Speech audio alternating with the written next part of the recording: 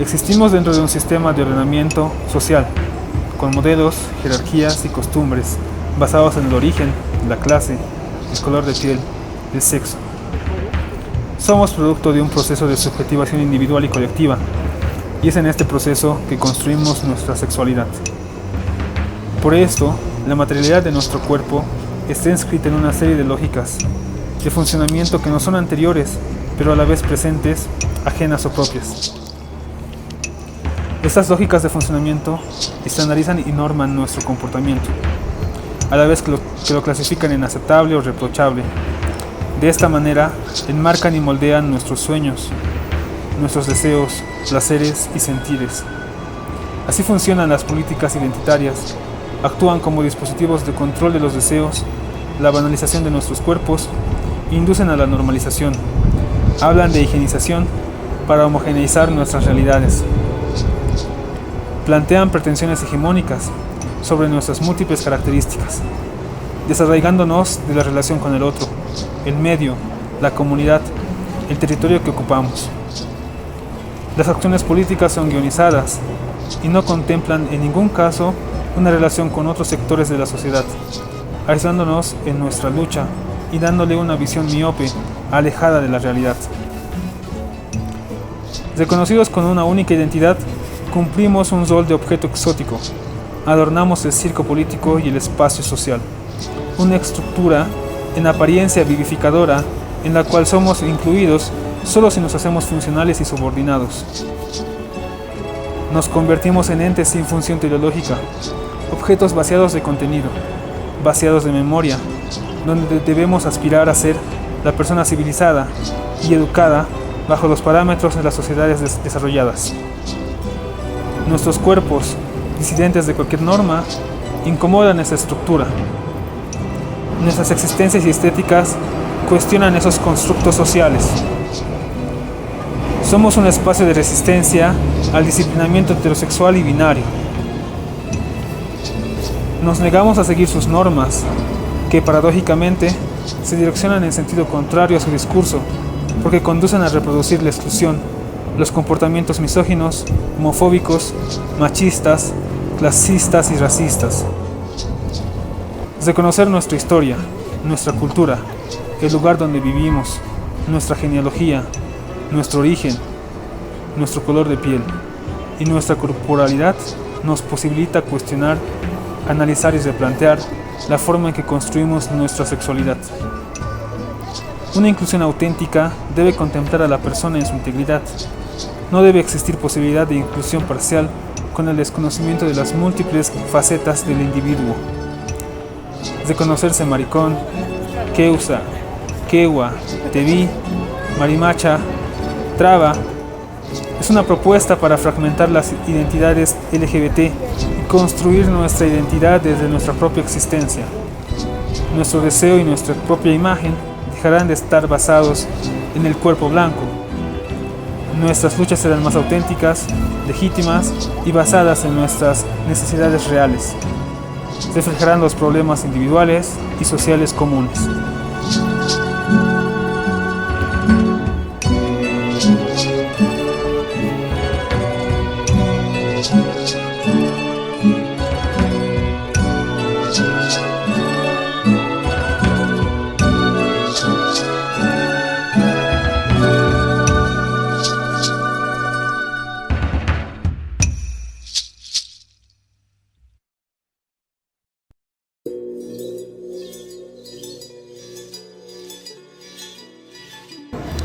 Bienvenidos, bienvenidas a este nuevo video de Nación Marica. Como Edgar lo dice, Nación Marica Callejero. Ahora precisamente estamos en uno de los lugares más céntricos de la ciudad de La Paz para ofrecerles un tema muy interesante. Ya saben, cada semana estamos publicando un video nuevo en Nación Marica en nuestro canal de YouTube, Movimiento Maricas Bolivia. Ahí pueden encontrar todo nuestro material. Y bueno, ahora nos encontramos precisamente con el sol de frente, este sol de invierno que caracteriza mucho a la ciudad de La Paz, donde el sol quema muchísimo, pero así nomás habitamos en estos lugares. Y estamos en el reloj de la Pérez de la ciudad de La Paz. Es un lugar muy céntrico, muy importante. Y a este espacio le hemos invitado a John Calizaya, John Calizaya es Eusaquir. John, bienvenido a Nación Marica. ¿Qué tal? Muchas gracias por la invitación y aquí, como dices, calentándonos un poco frente al sol, ¿no? Sí. En este invierno. Recibiendo los rayos del sol. Y John, precisamente te hemos invitado para que vengas a este espacio. Precisamente detrás de nosotras está el reloj de la Pérez. Este lugar se conoce precisamente como el reloj de la Pérez y es un lugar de cruising, ¿no? Tenemos entendido que en la historia del movimiento LGBT, desde el libro de Luis Arequipa, de David Arequipa, decía que este espacio era un espacio de encuentro porque aquí cerca se encontraban los bares clandestinos gays, ¿no? Y este era un espacio de encuentro y se ha vuelto un espacio de cruising. A medida que han pasado los años, precisamente este espacio sigue funcionando como un espacio de cruising y hemos querido habitarlo en esta ocasión para Nación Marica, para este programa. Y John, ¿qué significa para ti este espacio, pensando que es un espacio de cruising? Todos los lugares de cruising, ¿no? Los baños, los callejones, las calles, las pasarelas, los lugares oscuros, las plazas, son lugares donde las personas de la población se apropian. ¿Por qué? Porque son lugares escondidos donde no son vistos frente a la sociedad, ¿no? Y de esta forma explican cómo es que las prácticas son escondidas de la parte visible pública que se muestra.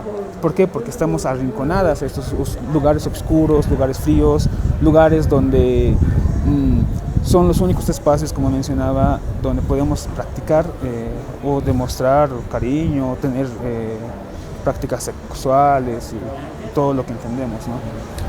Así es, John, como tú dices, es como que una toma del espacio público, ¿no?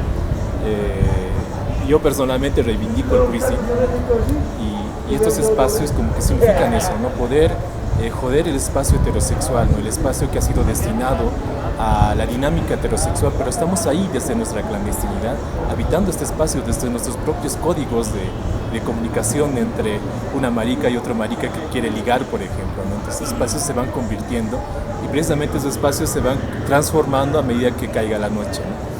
Entonces estos espacios son bien importantes, creemos nosotras, para poder habitarlos y reflexionar a partir de ello. Claro, y lo interesante de este tipo de lugares es que a medida de que se van haciendo más públicos o van siendo intervenidos por la sociedad heterosexual, por el control, por la punitividad, se van abriendo otros espacios, ¿no? Entonces es así que se va como que de alguna forma propagando, claro, y tomando otros lugares.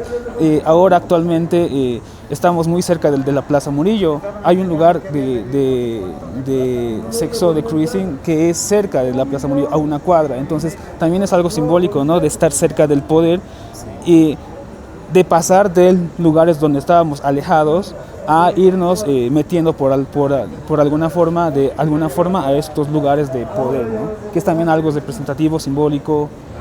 Sí, exacto. Y lo que tú dices, John, me parece bien interesante, porque se cierra un espacio, pero abrimos otro o inventamos otro espacio, ¿no? Así que jamás nos vamos a cansar, ¿no? Cierran un baño, pues habitamos otro, pero este reloj de la Pérez sí está atravesando el tiempo, pienso, porque sigue siendo un punto de encuentro, además, digamos, de un espacio heterosexual, es un punto de encuentro, pero en las noches también sigue funcionando como espacio de cruising. Y bueno, quisimos introducir este video con esa reflexión del espacio público que significa para nosotras.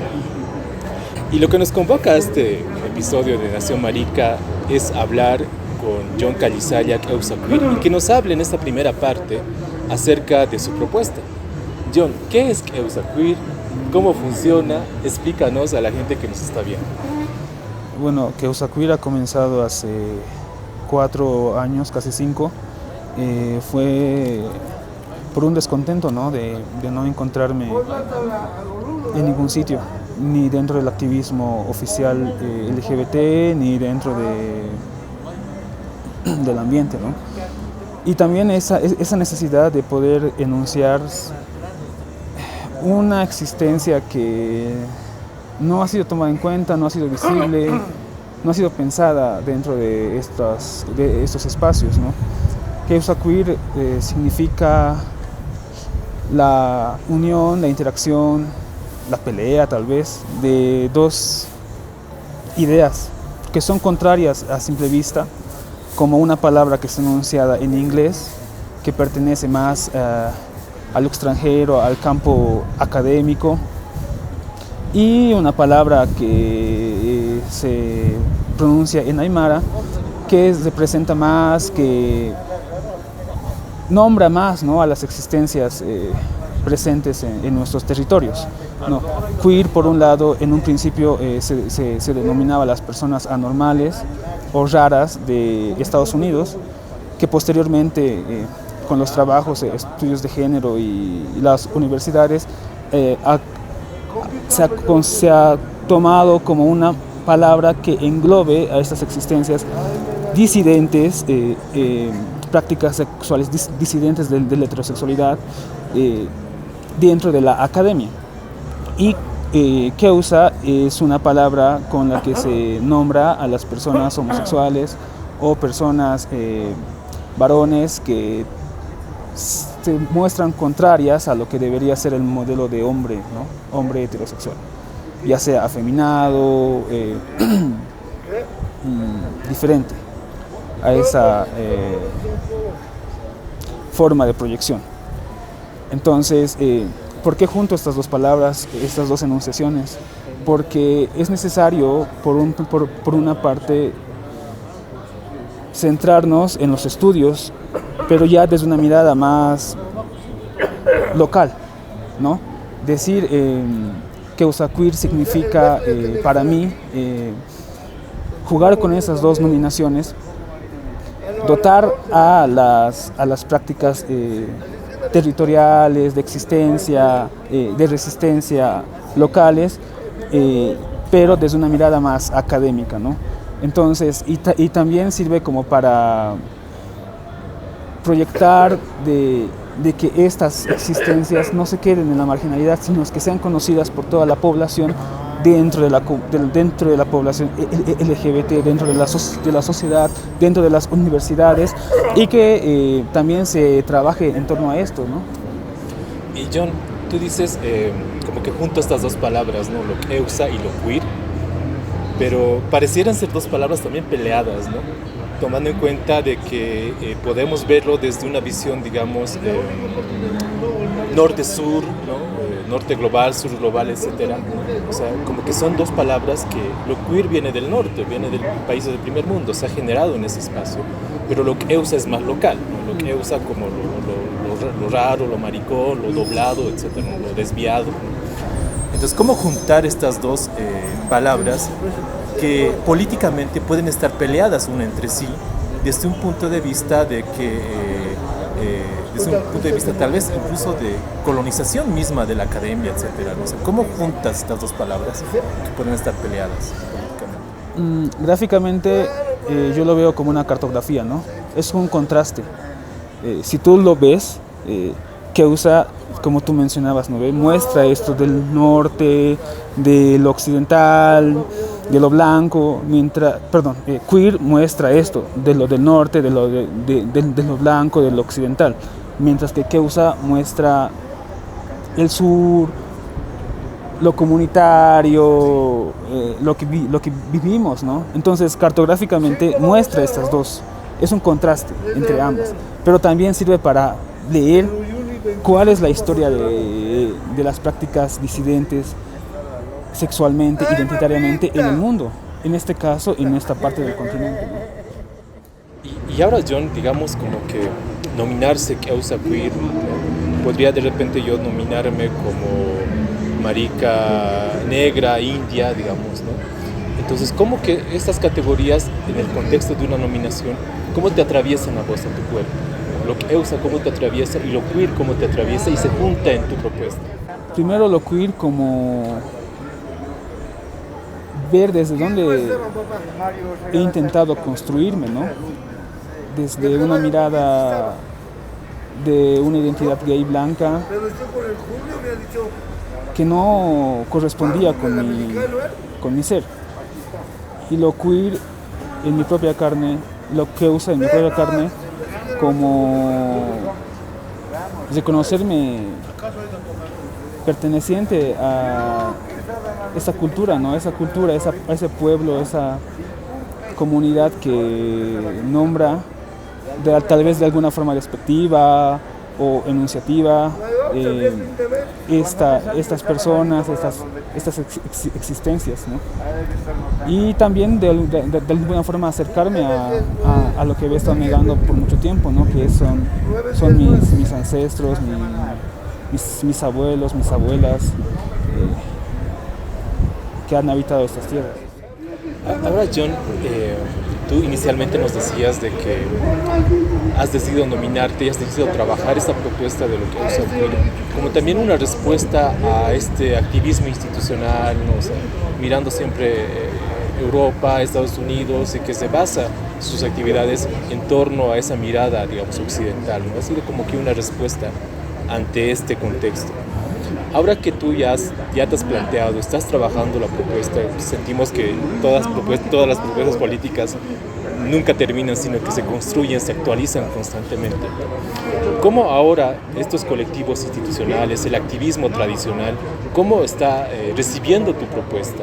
¿Cómo si la está aceptando, si la está rechazando? ¿Cómo ves eso? Últimamente yo he estado distante, ¿no? de todas las organizaciones del activismo oficial, porque justamente yo me he dedicado a formarme principalmente, ¿no?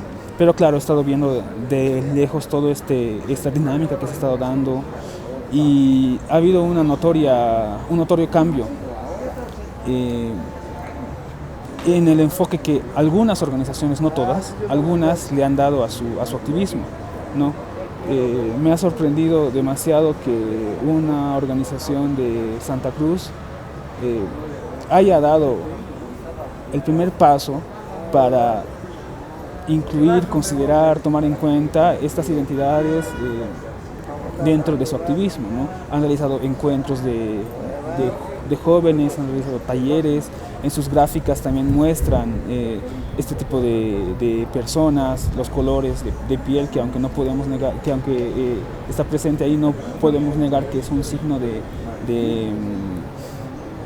de alguna forma inclusión, ¿no? Pero que no es suficiente. No, claro, y aquí han surgido también otras organizaciones en La Paz donde están trabajando estos temas desde una mirada aymara, feminista, medioambiental, que están en formación, están construyéndose, y es grato ver eso, es grato ver que estas miradas, que estas críticas se van fortaleciendo cada vez más. Tú planteas precisamente dos términos, lo queusa y lo queer. Al menos como yo puedo ver en Bolivia, lo queer, no sé si se está trabajando o se está pensando, o si hay un activismo queer como tal en Bolivia. Y por otro lado, lo que EUSA, no sé si se está repensando más allá de tu propuesta, no sé si otro colectivo está reivindicando lo que EUSA, o se está pensando desde ese término, o están politizando ese término. ¿Tú cómo ves lo queer y lo EUSA ya a nivel general en Bolivia? ¿Se están pensando estas propuestas o no existe de repente? Salvo tu propuesta, bien. Claro. Lo queer sí se ha ido manifestando, más que enunciación, como un prisma de crítica, ¿no? Un lente de crítica al activismo. Pero claro, no rescata todo lo que te mencionaba, ¿no? Toda esta historia, toda la connotación de la misma palabra. Hay propuestas que cambian la letra de Q, U con C o con K, que también es otra forma de apropiación, de cambio de enfoque a esta teoría o a estas enunciaciones. Ahora, respecto a lo que usa, específicamente sobre lo que usa, no he visto, pero sí he visto otro tipo de enunciaciones que se dan en otras culturas, otros idiomas, otros dialectos. Por ejemplo, hay una propuesta de Santa Cruz que se enuncia como te vi. Hay muchas propuestas en La Paz he visto últimamente que están surgiendo, que se enuncian como quechua, que aunque no pertenece al idioma aymara, es compartido también por muchas personas, ¿no? Entonces sí, más que las palabras, la idea de enunciación a partir de las identidades o la nominación que manejan ciertos pueblos, ciertas culturas, sí se está trabajando y sí se está rescatando. Y estas nominaciones, John, siempre son estas nominaciones del insulto, ¿verdad? O sea, lo que usa ha sido construido a partir de un insulto. Lo tevi también significa un insulto. Lo kunumi también es un insulto, ¿no? Lo que ewa también. O sea, evitar estos insultos es una dinámica interesante. Claro, porque como he venido pensando, nuestra existencia ya ha sido pensada antes de que nosotros nazcamos.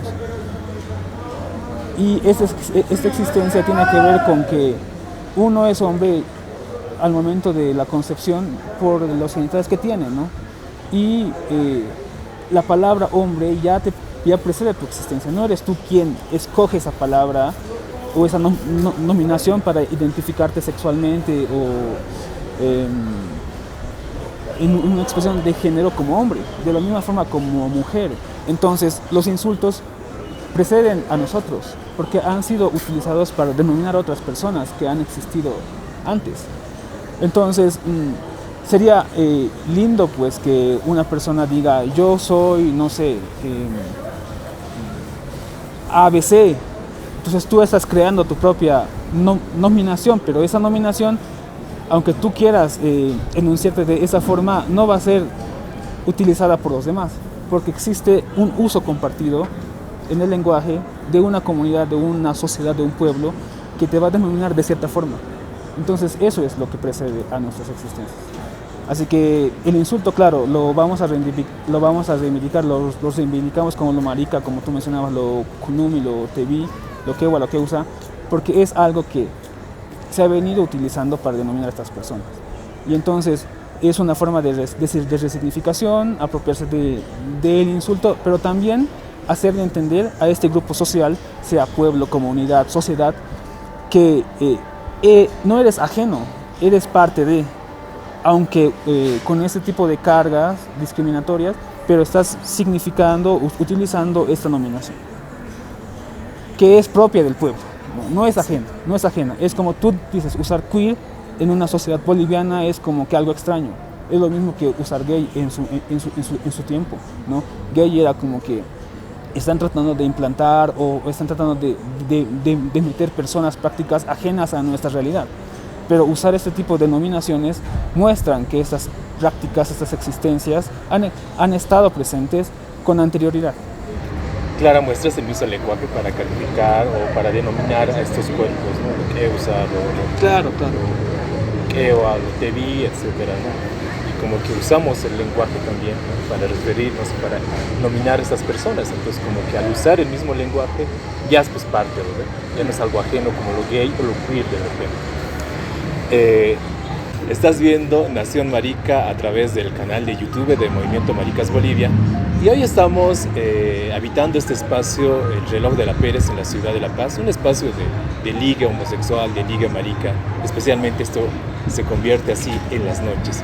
Y estamos aquí juntamente con John Calizaya, él es queusa queer, y estamos hablando de su propuesta. Inicialmente hablábamos de su propuesta y ahora, John, queremos entrar en la parte del racismo, ¿no? Nosotras creemos que el ambiente LGBT, desde sus diferentes expresiones, es racista. Pero yo te pregunto a ti, ¿es racista el ambiente LGBT? Considero que primero deberíamos identificar, ¿no?, los aspectos que nosotros denominamos como racistas, ¿no?, o que lo calificamos de esa forma, para terminar en identificar si es o no racista el ambiente. Una experiencia concreta o un ejemplo puede ser que hay determinados espacios donde las personas no acceden. Y no es porque estén restringidos, porque hay una restricción tácita que diga que no pueden acceder. Pero sí existe un tipo de discriminación, digamos, donde este otro grupo de personas siente que no puede acceder. Por ejemplo, las discotecas. Las discotecas están pensadas como espacios de diversión de la comunidad, de la población LGBT, ¿no? Pero, ¿por qué existen tantas discotecas y por qué existen discotecas en diferentes espacios geográficos? Por la necesidad de la población que tengan esos espacios, ¿no? Pero existe un paso de un espacio territorial a otro donde una persona se sienta cómoda ocupando y metiéndose a ese espacio. En algunos casos sí y otros casos no, ¿no? Por ejemplo, puede ser el caso de una persona que venga que sea migrante y que haya ido a una discoteca de aquí, del centro, digamos. Primeramente se va a sentir excluida. ¿Por qué? Porque no viste de cierta forma. Y esa mirada ya es una carga sobre su propio cuerpo. Entonces no es necesario que haya un letrero en la puerta que diga no pueden ingresar personas migrantes. No indios. No marrones. Sí, no negros, digamos. negros. ¿no? Entonces, claro que jamás lo van a hacer. Claro, no lo van a hacer. Pero las dinámicas internas sí hacen que exista esta discriminación, esa exclusión. Sí, esa exclusión. Son excluyentes. Y lo que tú dices yo me parece bien importante porque hace mucho tiempo, cuando las discotecas del ambiente marica estaban como que centralizadas en diferentes geográficas, tú me decías, ¿no? Entonces había el Calipso, que era una discoteca gay, que estaba en una ladera de la ciudad, un espacio popular, etcétera, donde iba mucha gente popular, maricas populares que vivían en las laderas, maricas pobres, ¿no? Migrantes, etcétera. Pero también había otro que era Chamacos, ¿no? Que era una discoteca gay que estaba ubicada en una zona residencial de la ciudad de La Paz. Entonces, como que había estos dos espacios, ¿no? O sea, la gente popular, ¿no? Visiblemente racializada, no bajaba a estos espacios de divertirse, que también era un espacio para gays, ¿no? Y estos tampoco subían ahí porque no era como que un espacio donde ellos se sentían cómodos. Entonces tú dices, en algún momento, o sea, no es que haya un racismo explícito, ¿no? Pero las dinámicas ahí adentro hacen que uno se autoexcluya porque sabe que hay racismo ahí adentro, ¿no? Por eso yo jamás iría, digamos, a una discoteca de blanquitos donde sé que me van a excluir, porque sé que también hay un racismo ahí adentro, las dinámicas son racistas, ¿no? Y precisamente estamos en un espacio donde aquí a unas cuadras arriba había una discoteca donde eran las primeras discotecas clandestinas, estamos hablando de los 90 para atrás, donde era la única discoteca, ¿no? O sea, David Aruquipa en su libro de historia del movimiento LGBT dice, ¿no? Que como era el único espacio para gays, ¿no? O sea, ahí entraban todos, pues cholos, indios, blancos, pobres, clases medias, altas, todos se juntaban ahí, ¿no? Porque era el único espacio donde podían, pues, expresar su sexualidad, etcétera, ¿no? Pero ese espacio se rompió y ya, digamos, las discotecas como que se han creado a partir de diferentes espacios geográficos, como tú lo planteas. Sí, y rescatando esto último que tú mencionas, ¿no? Por la pandemia, por el COVID, por el encierro, se han ido cerrando también muchas discotecas en La Paz, específicamente. Y solamente ha quedado una. Y este fenómeno que tú mencionas, ¿no? De que todos acudían a esa única discoteca en los años 90, al menos yo lo veo de que está ocurriendo de la misma forma con esa discoteca aquí en La Paz. ¿En qué signos se pueden encontrar en estos cambios? No, primero la música que ponen. Antes de la pandemia, las discotecas sí estaban segmentadas para cierto grupo, para cierto público. Cierto grupo social, ¿no? Cierto tipo, sí, clase, grupo social.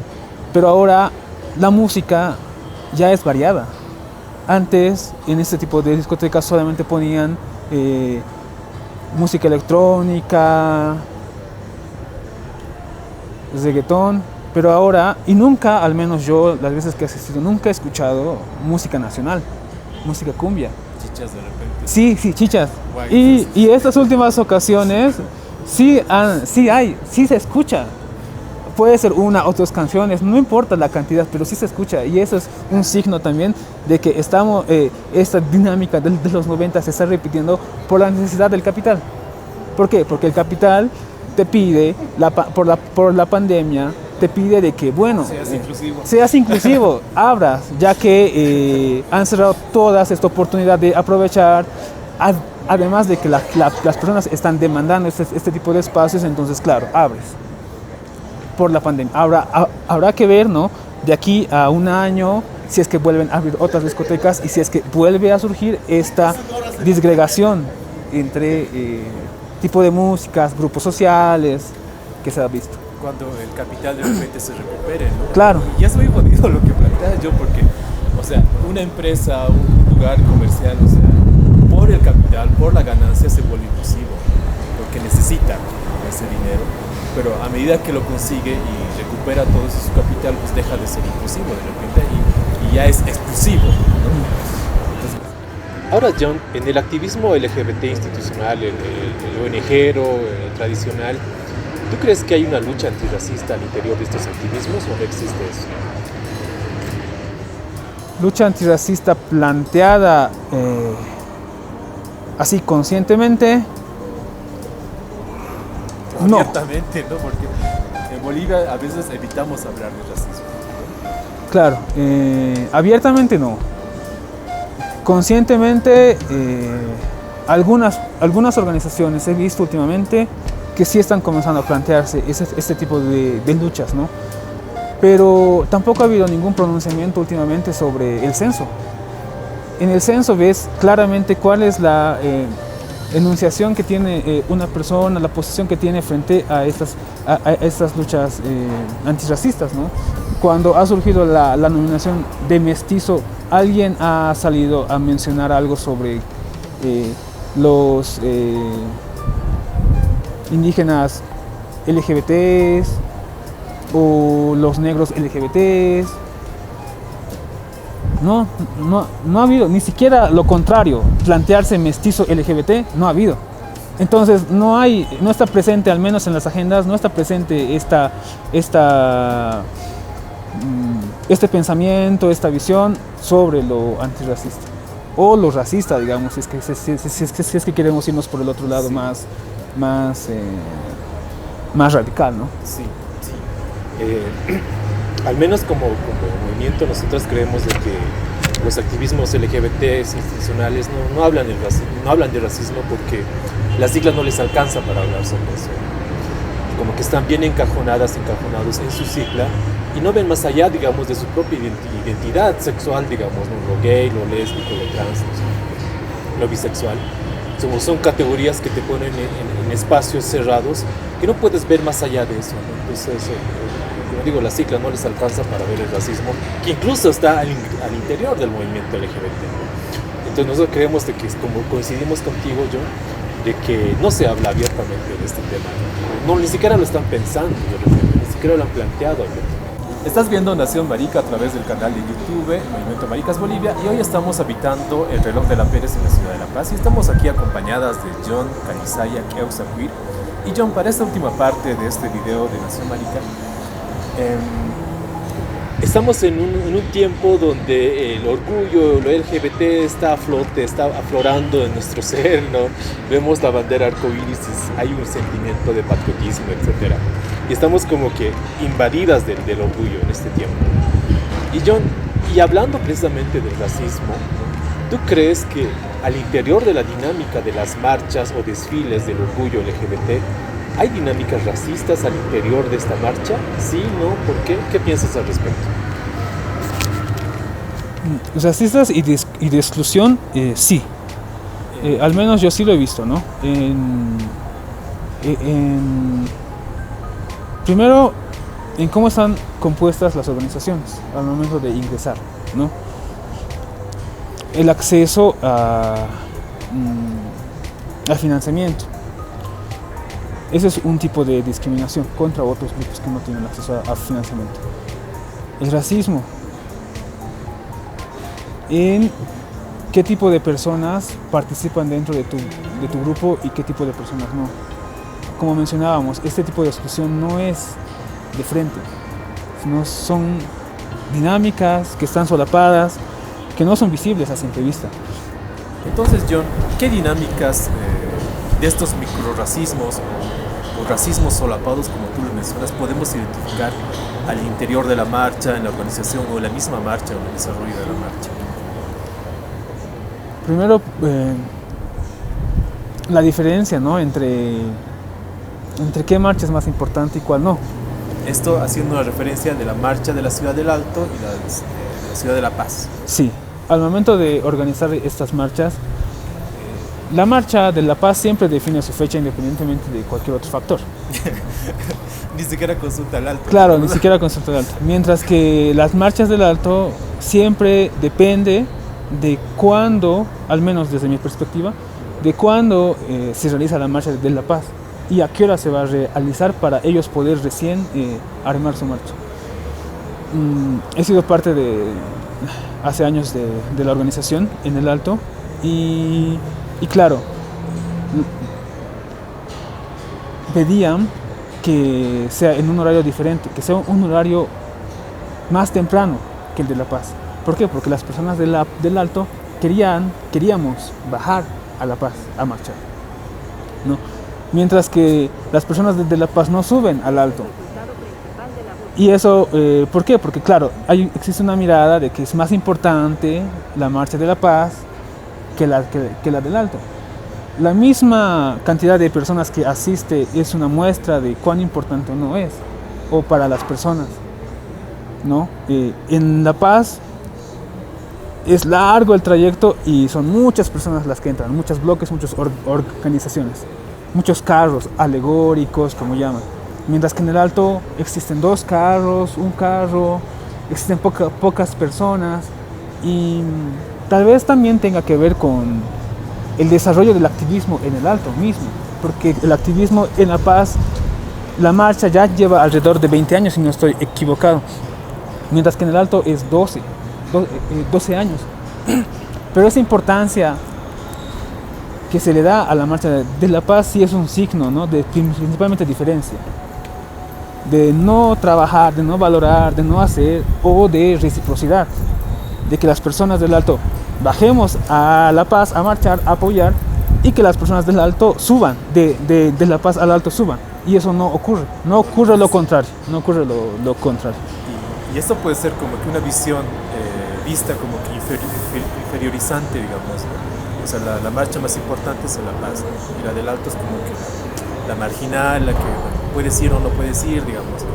Pero en esa relación de jerarquía, digamos, de que una es más importante que la otra, hay pues siento un racismo implícito ahí, no lo ves ahí, o tal vez solo es discriminatorio, o solo es jerarquizante, o solo queda ahí. Yo al menos veo que hay una actitud racista en relación de considerar más importante una que la otra, digamos.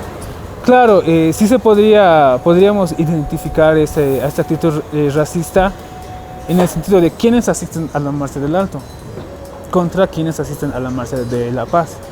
Quienes no asisten.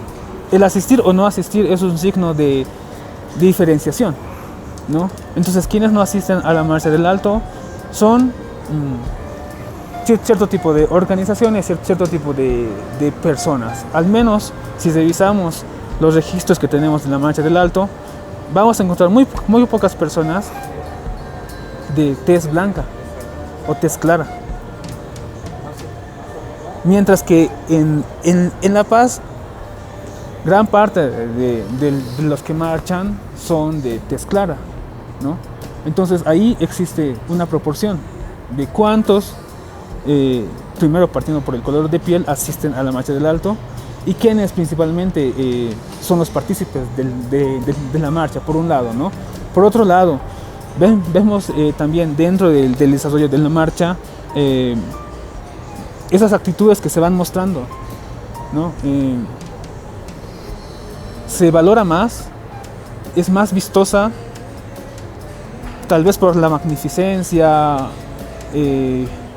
una persona que presenta, que entra con cierta estética más llamativa, en este caso que cumpla con los roles, con los parámetros aceptados de una mujer o de un varón, musculoso, más formado, más alto, que alguien que entre delgado, que sea gordo, que sea moreno, ¿no?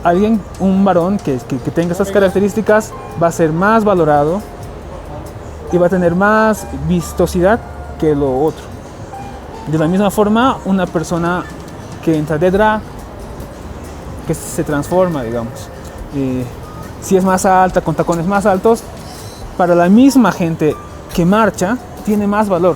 ¿Por qué? Porque está dominando un tacón que es más alto contra otra persona que está aprendiendo a caminar en tacones. O, bueno, arma su cuerpo más grande y lo arma bien contra otra persona que no lo arma bien, que no es muy grande. O el color de la peluca, ¿no? O las joyas que carga, o el tipo de vestido que tiene. Entonces esos son signos de diferencia también, ¿no? De racismo, ¿no? De cuán blanca uno se puede presentar en la marcha y cuánto no. Yo tengo una experiencia personal y eso sí tiene que ver con también encasillamiento y reproducción de cierta imagen, cierta estética. A la primera marcha que yo asistí como participante, como activista participante, yo había entrado solo con tacones y me gritaban dónde estaba mi peluca.